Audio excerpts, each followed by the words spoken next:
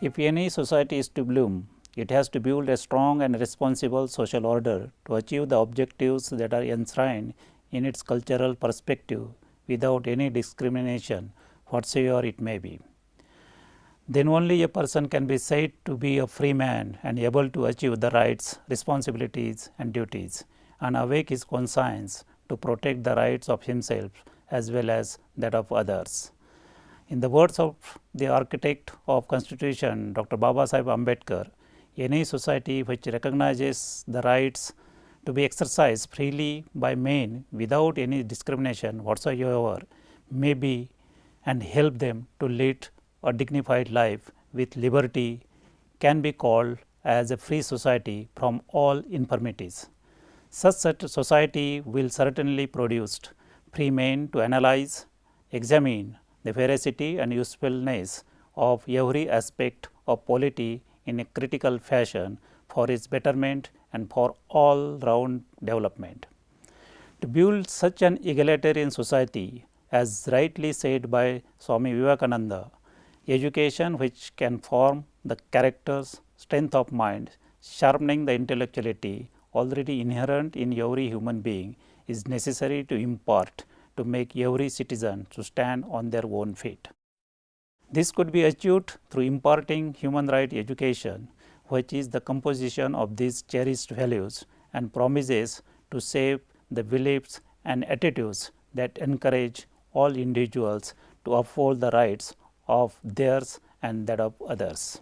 It further develops everyone's common responsibilities to establish a problem-free community at all levels without resorting to juridical controversies.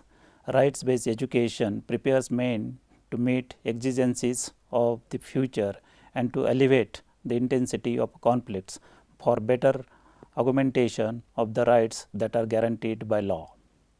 Hence, the international community gave its thrust to impartation of human rights education from all levels as a primary object.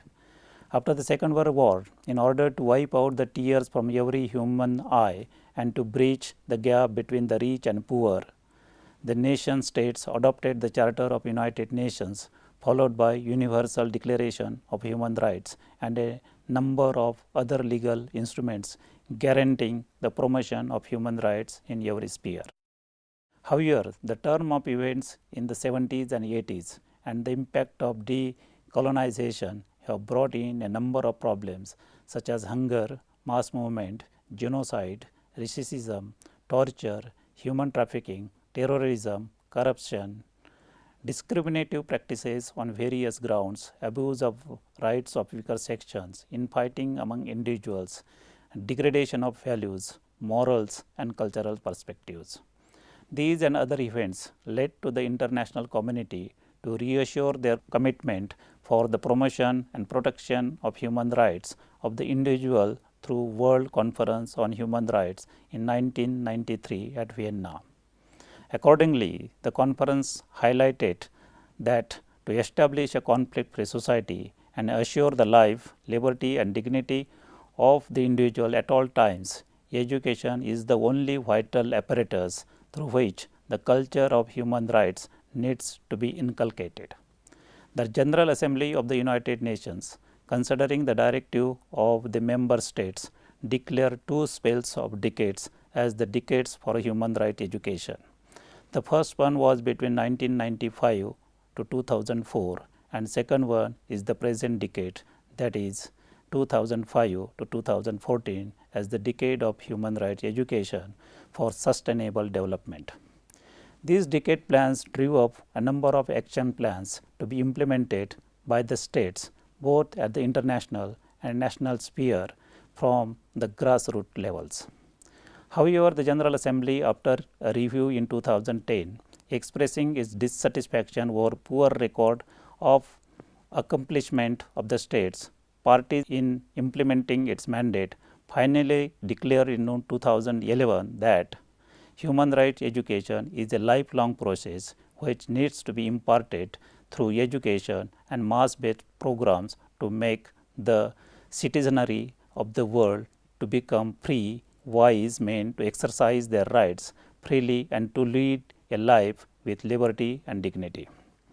The culture of human rights being part of a socio-economic, cultural and legal parlance, the Government of India in its revised policy of education in 1986 under the leadership of late Prime Minister Rajiv Gandhi drew up an action plan to impart the philosophical objects of human rights, which a focus on a value-based education. Around the same time, the University Grant Commission drew up a blueprint for the impartation of human rights and duties education in universities and colleges with the objectives: 1. To develop interaction between society and educational institutions. 2. To sensitize the citizens for the norms and values of human rights and duties, and to encourage research activities related to human rights, and to encourage research studies concerning the relationship between human rights and duties and international humanitarian law. Accordingly, it has established a number of centers on human rights and duties education in various universities for propagation of human rights and duties education. However, many of these centers could not be able to achieve as expected for obvious reasons. In this background, the Government of India, in order to discharge its international commitment to promote human rights education, enacted the Human Rights Act in 1993 with a view to establish institutional redressal mechanism and to impart human rights education at all levels of education, including community-based education programs. Accordingly, the national and state human rights commissions were established across the country to achieve the objects of the state. In response to the clarion call of the law, the Maharashtra State Human Rights Commission in August 2001 organized a one-day seminar to consider for the incorporation of human rights education on mass scale, especially through education from primary to university level at the behest of the government and especially Honorable Governor and Chancellor of the University of Pune, His Excellency Sri K. Shankaranarayanan.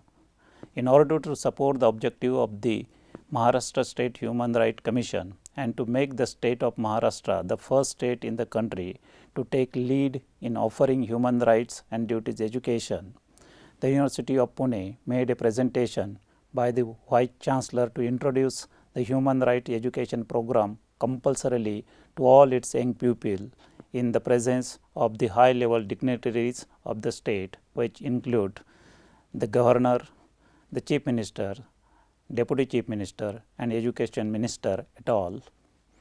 As promised to the government, the University of Pune is the first in the country to introduce the human rights education program to all the students of the University of Pune under the leadership of the former Vice Chancellor Professor R.K. Shevgaonkar in 2011. A high-power committee consisting of professors of various departments of the university was constituted to oversee the implementation of the program under the chairmanship of the Vice Chancellor.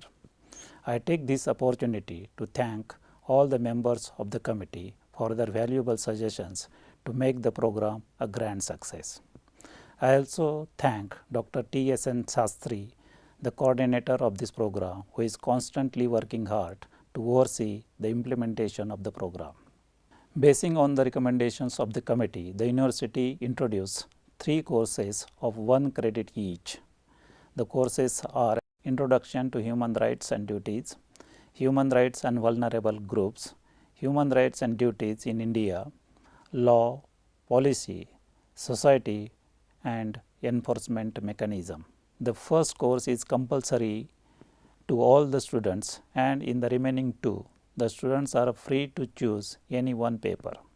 The 2 courses need to be completed by every student of the university in the 2-year span of their master's degree. The university plans to introduce the same program in all its affiliated colleges in a gradual manner. The university plans to offer these programs both in English and Marathi. The Marathi version of the work is in progress. The highlight of the program is it is offered through lectures and books in e-form in an easy format that is understandable, linking with their subjects. The university has launched a separate portal on its main page of the website. The first book in the series was released by His Excellency Sri K. Sankaranarayanan, Honorable Governor of Maharashtra, and the first copies were issued by the Honorable Chief Minister, Deputy Chief Minister, and Higher Education Minister during a function in August 2011. I sincerely thank from the bottom of my heart to the Chancellor and the Government of Maharashtra for their support and encouragement in implementing the program. I am happy that with the help of my colleagues and students of the university, a majority of the students of various departments have successfully completed their first course. In the years to come, we would undertake mass-based program through street plays, posters and seminars and other various ways and means both in English and Marathi. I am extremely happy that the University of Pune is the first in the country to start human rights education in a comprehensive manner as a part of the curriculum to fulfill their legal commitments of international and domestic obligations. In order to orchestrate the future citizens of the polity with the culture of human rights to build a value and norm-oriented society without any inclination towards any kind of one-upmanship. This program being the first of its kind in the country, if any inadequacies are there, I appeal to all concerned to render their suggestions for improvement in the program, if any, to make it a grand success than to be a critic. Thank you one and all.